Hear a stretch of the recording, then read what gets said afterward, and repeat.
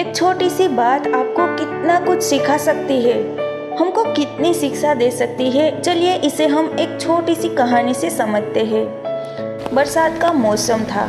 एक इंसान धीरे धीरे चलते हुए एक गांव से कहीं दूसरी जगह जा रहा था। बीच रास्ते में उसे एक घर मिला जिसके चारों ओर खेत बने हुए थे और एक वृद्ध किसान उस घर के बाहर बैठा हुआ था।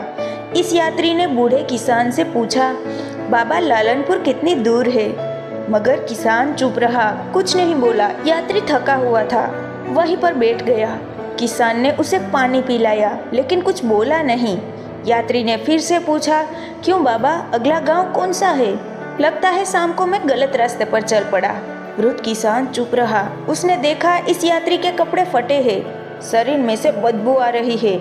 लगता है ये कोई बंजारा किसान है। लेकिन वृद्ध किसान अभी भी चुप रहा। यात्री ने फिर पूछा, क्यों बाबा, आगे रास्ता कहाँ को जाता है? मुझे लालनपुर बहुत ही जरूरी काम से जाना है। यात्री ने सोचा कोई गूंगा बहरा है, लेकिन कम से कम इशारे में तो बात कर ही सकता हूँ मैं। यात्री ने दोबारा इशारे से पूछा, जवाब नहीं मिला। आखिर में यात्री झिझकते देखते हुए उठा और बोला, यहाँ सिर फोड़ने से अच्छा है कि मैं आगे चलकर देख लेता हूँ।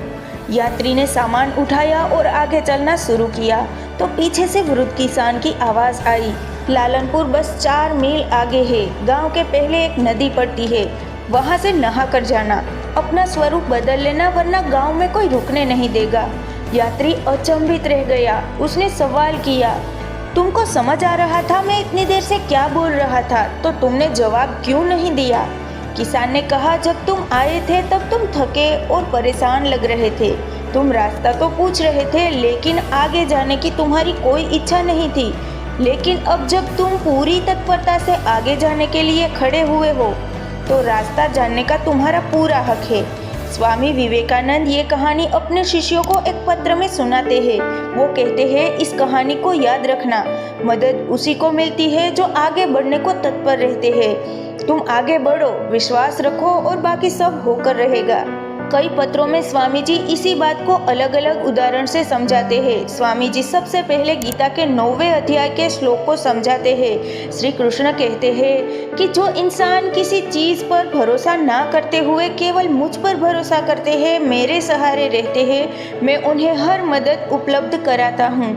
गीता जी में श्री कृष्ण पूर्ण समर्पण की बात कर रहे हैं। स्वामी जी कहते हैं कि जब आप उचित लक्ष्य के लिए खुद पर यानी आत्मशक्ति पर यानी आत्मा की शक्ति पर विश्वास करते हुए आगे बढ़ते हो, तो लक्ष्य की प्राप्ति के लिए अपने आप गाइडेंस, बुद्धि और रिसोर्सेज सब उपलब्ध हो जाते हैं। और जो थक कर बैठ जाता है, वो तो अपने शरीर और लॉजिक का भी उपयोग नहीं कर सकता। इसलिए स्वामी जी कहते हैं, go to work, the rest will come. ये यथार्थ सच्चाई है। जैसे माँ नवजात शिशु की निरंतर देखभाल करती है, उसकी हर ज़रूरत पूरा करती है, वैसे ही स्वयं पर संपूर्ण भरोसा करके उसकी आत्मा, रिसोर्स, इन्फिनिटी, यूनिवर्स, आपको जो नाम अच्छा लगे वो सारी बाधाएं मिटाना शुरू कर देती है। लॉ ऑफ वाइब्रेशन की भाषा में कहें तो सबकॉन्शियस माइंड अब सही संदेश पहुंचा चुका है, तो अब लक्ष्य पूरा होकर रहेगा। इसी बात को समझाते हुए स्वामी जी दूसरे पत्र में कहते हैं, युगों के संघर्ष से चरित्र बनता है। जो भी तुम कर रहे हो उसे इतनी ईमानदारी से करो जैसे तुम्हारा जीवन इसी पर निर्भर करता है। फिर देखो, सब कुछ सही होकर रहेगा। स्वामी जी कहते हैं, अपने बैकबोन स्पाइन यानी मेरुदंड तक, मतलब अपने अंदर सबसे गहरे विचारों तक ईमानदार रहो कि मैं बिना संशय के पूरी शक्ति से प्रयत्नशील रहूंगा। शरीर की एक एक कोशिका को ये पता होना चाहिए कि लक्ष्य पूरा होकर रहेगा। मन के विचारों को ये पता होना चाहिए कि लक्ष्य पूरा होकर रहेगा। स्वामी विवेकानंद कहते हैं कि अगर मैं ऐसे 100 लोगों को तैयार कर सकूं जो सिंसियर टू द बैकबोन है, तो इस देश का भाग्य बदल जाएगा। गुलामी से ग्रस्त इस देश की चेतना में नया संचार आएगा और मैं संतुष्टि से मर सकूंगा। इसलिए मेरे भाई, आगे बढ़ो। कभी फेलियर और सक्सेस से, प्रशंसा और अपमान से विचलित मत हो। तत्परता से आगे बढ़ते रहो। जब स्वामी जी अमेरिका में थे तब वो लिखते हैं कि यहाँ और अमेरिका के न्यूज़पेपर में सब तरह की खबरें छप रही है। लोग कई तरह की बातें करते हैं कि मैं यहाँ लोगों का धर्म बदलने आया हूँ। लेकिन मुझे कोई फर्क नहीं पड़ता। स्वामी जी गीता के 8वें अध्याय के 40वें श्लोक को दोहराते हैं। वो कहते हैं, जो सत्य के मार्ग पर चलता है, जो सच में अपने हृदय और कर्म से अपने लक्ष्य के लिए प्रयत्नशील रहता है, उसके लिए कोई बुराई, कोई शैतान, कोई कुछ नहीं बिगाड़ सकता, क्योंकि ये नियम है। चरित्र सत्य है और सत्य अविनाशी है। जो सही दिशा में चलते हैं उनका कुछ नहीं बिगाड़ा जा सकता। इसीलिए दोस्तों, तत्परता से बढ़ते चलो। आज के वीडियो में स्वामी जी के हमने मेन 3 बातों को देखा है। चलिए उनको फिर से दोहरा लेते हैं।